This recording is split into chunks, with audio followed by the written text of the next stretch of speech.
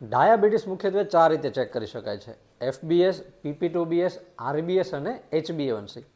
થોડું ડિટેલમાં સમજીએ. ચલો, સૌથી પહેલાં જોઈએ FBS. FBSનું પૂરું નામ છે ફાસ્ટિંગ બ્લડ શુગર. ફાસ્ટિંગ મતલબ ઉપવાસ, જે આપણે ભૂખ્યા રહીએ છીએ. સવારે જાગીને નરણા કોઠે જે બ્લડ શુગર આપણે ચેક કરીએ એને ફાસ્ટિંગ બ્લડ શુગર કહેવાય છે. રાત્રે જમ્યા પછી કમસે કમ 8 કલાક સુધી કશું જ ખાવાનું નથી. સવારે જાગીને ચા કોફી પણ પીવાનું નથી. હા, પાણી પી શકાય છે. ત્યારબાદ જે બ્લડ શુગર ચેક કરીએ છીએ એને FBS fasting blood sugar check કર્યું કહેવાય છે. એની નોર્મલ વેલ્યુ છે 80 થી 120 mg/dl. જો આની વચ્ચે તમારું ડાયાબિટીસ બ્લડ શુગર આવે છે ધેન યુ આર નોન ડાયાબિટિક. પણ જો 120થી વધુ આવે છે ધેન ધેર આર ચાન્સીસ કે તમને ડાયાબિટીસ હોઈ શકે છે. You should consult a doctor. બીજા નંબર પર આવે છે PP2BS. PP મતલબ પોસ્ટ પ્રાન્ડિયલ, BS મતલબ બ્લડ શુગર. વચ્ચે જે બગડો છે એ બતાવે છે કે જમ્યાના 2 કલાક પછી જે આપણે બ્લડ શુગર ચેક કરીએ છીએ એને PP2BS કહેવામાં આવે છે. હવે ઘણીવાર અમને ક્લિનિકમાં પ્રશ્ન પૂછતા હોય છે પેશન્ટ કે જમવાનું સ્ટાર્ટ કરીએ ત્યારથી ગણવાનું કે જમ્યાનું પૂરું થાય ત્યારથી 2 કલાક કાઉન્ટ કરવાના?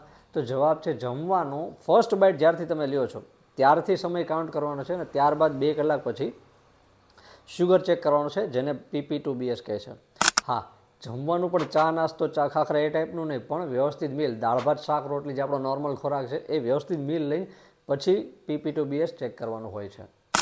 PP2BSની નોર્મલ રેન્જ છે 140 to 180 mg/dl. મતલબ કે તમારું શુગર જમ્યા પછીનું 140 થી 180 વચ્ચે છે ધેન યુ આર નોન ડાયાબિટિક. પણ જો એનાથી વધારે આવે છે તો તમને ડાયાબિટીસ હોવાની શક્યતા છે. તમારે કન્સલ્ટ કરવા જોઈએ ડૉક્ટર. ત્રીજા નંબર પર છે RBS, એટલે કે રેન્ડમ બ્લડ શુગર. નામ પરથી જ ખબર પડી જાય કે રેન્ડમલી તમે ગમે ત્યારે કરી શકો છો, ભૂખ્યા પેટે, જમ્યા પછી, એવું કશું જ નહીં. તમે ડૉક્ટર પાસે ગયા, ચેક કર્યું, એને RBS કહેવાય છે. RBSની નોર્મલ રેન્જ છે લેસ દેન 140 mg/dl. એટલે કે જો તમને ડાયાબિટીસ નથી તો તમારું બ્લડ શુગર 140 થી ઓછું આવવું જોઈએ. જો એનાથી વધારે આવે છે તો તમારે ફાસ્ટિંગ બ્લડ શુગર અથવા PP2BS કરવું જોઈએ.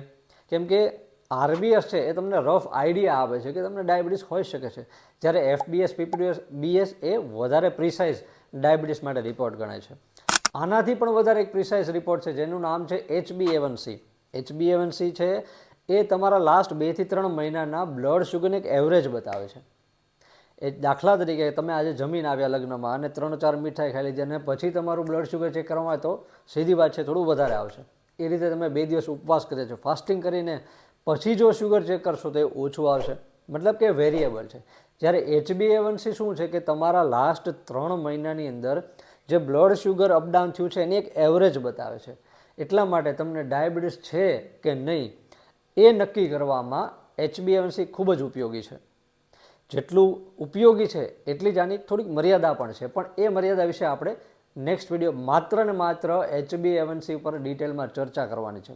બીજું કે HbA1c છે એ આપણે જે ઘરે ગ્લુકોમીટરથી ચેક કરીએ એ રીતે નથી થતું, એ લેબોરેટરીમાં અને વેઇનમાંથી બ્લડ લેવામાં આવે છે.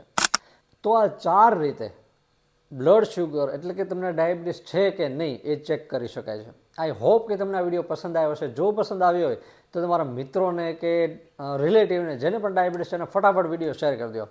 મળીએ નેક્સ્ટ વિડીયોમાં. ત્યાં સુધી સ્વસ્થ રહો, મસ્ત રહો.